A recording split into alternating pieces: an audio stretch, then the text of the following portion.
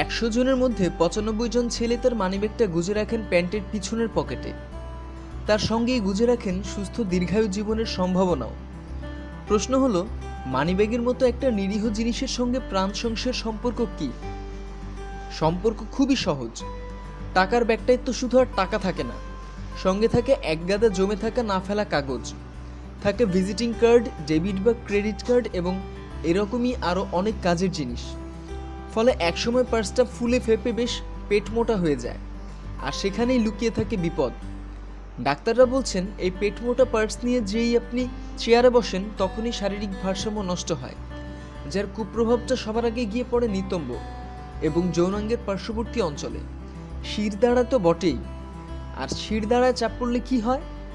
শিরদাঁড়া বেঁকে যায়, যার থেকে ব্যথা শুরু হয় পিঠে, সঙ্গে নানা স্নায়ুর সমস্যাও দেখা দেয়। দীর্ঘদিন এভাবে চলতে থাকলে সোজা হয়ে বসার ক্ষমতাটাও হারিয়ে ফেলতে পারেন লোকজন, শেষ পর্যন্ত যা টেনে নিয়ে যায় পক্ষাঘাতের দিকে। এবার নিজেই ভাবুন, একটা ছোট ব্যাগ আলাদা করে ব্যবহার করবেন, নাকি যেমন চলছে তেমনই চলবে? রকমারি সব খোঁজখবরের জন্য সাবস্ক্রাইব করুন।